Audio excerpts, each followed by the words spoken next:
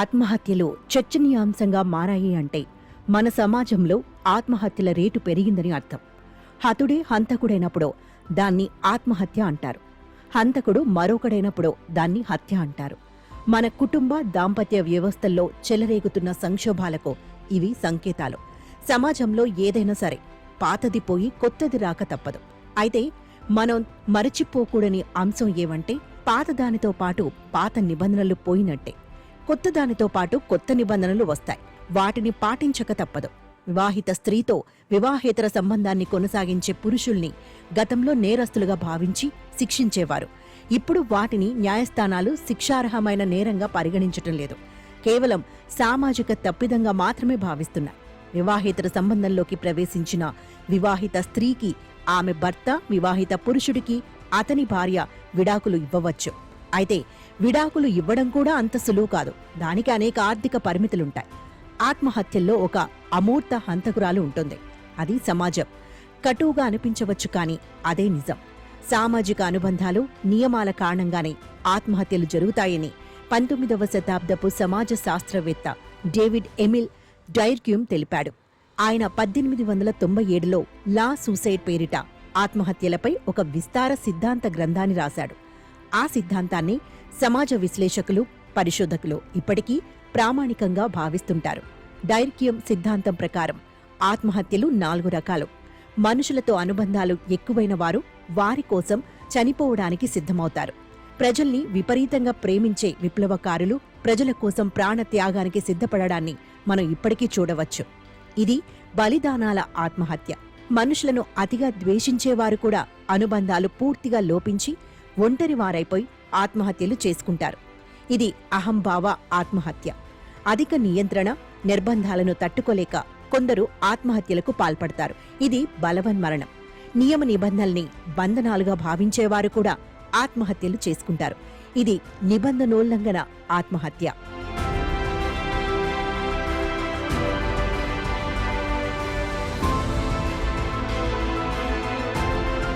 నిబంధనల్ని ఉల్లంఘిస్తున్నప్పుడు మనకు అభ్యుదయకరంగా, విప్లవకరంగా అనిపిస్తుంటుంది. ఉల్లంఘించలేకపోతే ఓ సాలెగూడు బంధించేస్తున్నట్టుగా అనిపిస్తుంటుంది. పాత నిబంధనల్ని ఉల్లంఘించినప్పటికీ కొత్త నిబంధనల్ని రూపొందించుకుని పాటించేవారు బహు అరుదుగా ఉంటారు. వాళ్లు మార్గదర్శకులు అవుతారు. ఆత్మహత్యల రేటు కొన్ని దేశాల్లో ఎక్కువగానూ, కొన్ని దేశాల్లో తక్కువగానూ ఉంటుంది. దానికి కారణం ఆయా సమాజాల్లోని సంఘీభావ స్థాయిల్లో వ్యక్తమయ్యే హెచ్చుతగ్గులే. మనం కల్లోల దేశాలుగా భావించే ఆఫ్ఘనిస్తాన్, ఇరాక్లలో ఆత్మహత్యల రేటు చాలా తక్కువ. అభివృద్ధి చెందిన దేశాల్లో ఆత్మహత్యల రేటు చాలా ఎక్కువ. సంఖ్యాపరంగా చూస్తే అత్యధిక ఆత్మహత్యలు మన దేశంలోనే జరుగుతున్నాయి. చారిత్రక దశలను బట్టి ఆత్మహత్యల రేటు మారుతూ ఉంటుంది. ఉద్యమాలు, విప్లవ పోరాటాలు, పొరుగు దేశాలతో యుద్ధాలు కొనసాగుతున్న కాలంలో మనుషుల మధ్య అనుబంధాలు, సంఘీభావం చాలా ఉన్నత స్థాయిల్లో ఉంటాయి. ఆ ఉద్యమాలు, యుద్ధాలు, పోరాటాలు ముగిశాక ఫలాల కోసం పోటీ పెరిగి సంఘీభావం అంతరించిపోతుంది. సామాజిక నైతికతను, న్యాయ నియమాలను ఉల్లంఘించే ఒక అరాచక సంస్కృతి విజృంభిస్తుంది. అలాంటి దశల్లోని ఆత్మహత్యల రేటు పెరుగుతుంది. ప్రైమైక సంఘీభావ సమాజాల్లో ఆత్మహత్యల రేటు తక్కువగా ఉంటుందని, విద్వేష సమాజాల్లో ఆత్మహత్యల రేటు ఎక్కువగా ఉంటుందని 10 ఏళ్ల క్రితం సోషల్ మీడియాలో నేనొక పోస్ట్ పెట్టాను. ఉత్తరాంధ్రకు చెందిన ఓ మహిళా లెక్చరర్ నా వాదనను గట్టిగా వ్యతిరేకించారు. ఆందోళన, ఒత్తిడి, కుంగుబాటు తదితర మానసిక దౌర్బల్యాల కారణంగానే ప్రజలు ఆత్మహత్యలు చేసుకుంటారని ఆమె వాదించారు. కొన్ని రోజుల పాటు మా మధ్య వాదన కొనసాగింది. నేను సమాజ శాస్త్ర విద్యార్థిని, ఆమె మనస్తత్వ శాస్త్ర ఉపన్యాసకురాలు. మా మధ్య ఎక్కడా కూడా రాజీ కుదరలేదు. విషాదకర విషయం ఏమిటంటే సదరు అధ్యాపకురాలు ఓ 3-4 ఏళ్ల తర్వాత ఆత్మహత్య చేసుకున్నారు. ఆమెకు పెళ్లైంది, భర్త ఉన్నాడు. విడాకులు తీసుకోకుండా మరో వ్యక్తితో సహజీవనం ఆరంభించారట. అతను వివాహితుడు, భార్య, పిల్లలు ఉన్నారు. అతను కూడా విడాకులు తీసుకోలేదు.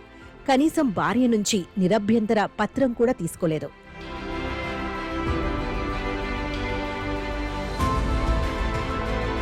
విడాకులు తీసుకుని వివాహిత స్త్రీ పురుషులు సహజీవనాన్ని కొనసాగించటం సామాజిక తప్పిదం. వాళ్ల శాసనోల్లంఘనం అక్కడితో ఆగలేదు. ప్రభుత్వ పత్రాలు వేటిల్లోనూ తాము సహజీవనం చేస్తున్నట్టు నమోదు చేసుకోలేదు. పెన్షన్ పత్రాల్లో నామినీగా చేర్చుకోలేదు.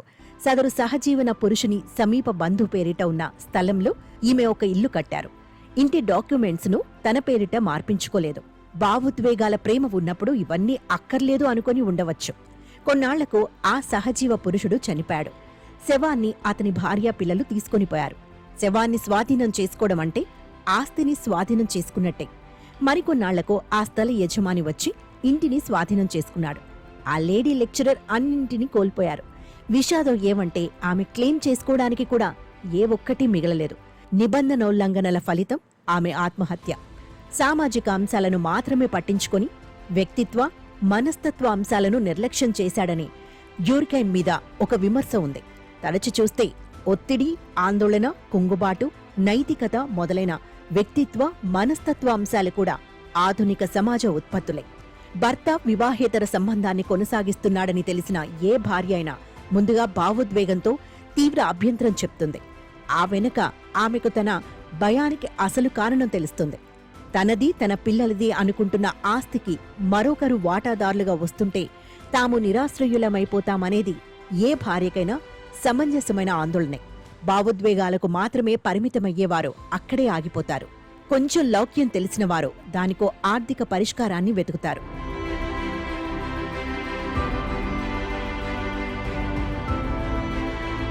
వివాహేతర సంబంధాల్లో పురుషులకు ఉన్నంత అనుకూలత స్త్రీలకు లేదు. అయితే స్త్రీలు కొంచెం తెలివిని ఉపయోగించి తమకు అనుకూలంగా కాకపోయినా ఇబ్బంది లేకుండా చేసుకోవచ్చు. కొత్తగా వచ్చే ఆమెకు భర్త ఆస్తిలో వాటా ఇవ్వరాదు, కొత్త ఆమెతో పిల్లల్ని కనరాదు వంటి కొన్ని షరతులు పెట్టి రెండు కుటుంబాలు అన్యోన్యంగానే కొనసాగిన సెలబ్రిటీల ఉదాహరణలు మన ముందు కొన్నున్నాయి. ఒక వివాహిత పురుషునితో సహజీవనం చెయ్యాలనుకున్న స్త్రీ ముందుగా మొదటి భార్య నుంచి అతను విడాకులో కనీసం నిరభ్యంతర పత్రమో పొందేలా జాగ్రత్త పడాలి. ఈ సంప్రదాయం కూడా ఇప్పుడు మన సమాజంలో ఉంది. విడాకులో నిరభ్యంతర పత్రము పొందడం వేరు, పొందుతామనే నమ్మకంతోనే ముందుగానే సహజీవనం మొదలు పెట్టేయడం వేరు. ఇలాంటి తప్పులు ఒక్కోసారి మరణానికి కూడా దారితీయవచ్చు. ఆర్థిక నియమాల ఆధారంగా ఇప్పుడు సమాజంలో సంక్లిష్ట కుటుంబాలు, మిశ్రమ కుటుంబాలు, సవతి కుటుంబాల పేరిట కొత్త దాంపత్య బంధాలు ఏర్పడుతున్నాయి. ఈ ధోరణి పెరుగుతోంది కూడా. ఇప్పటికీ చాలా మంది దాంపత్యానికి ఉన్న ఆర్థిక పునాదిని గుర్తించక నివారించదగ్గ ఇబ్బందుల్ని కూడా విస్మరించి కొత్త చిక్కులు కొని తెచ్చుకుంటున్నారు. ప్రేమ భావోద్వేగ అంశం అన్నంత వరకు పేచీ లేదు. కానీ వివాహాన్ని భావోద్వేగానికి పరిమితం చేయడం కుదరదు. వివాహం ఒక వ్యవస్థ. వివాహ బంధంలోకి ప్రవేశించాలన్నా, అందులో నుంచి బయటికి రావాలన్నా కొన్ని నియమాలను పాటించాల్సి ఉంటుంది.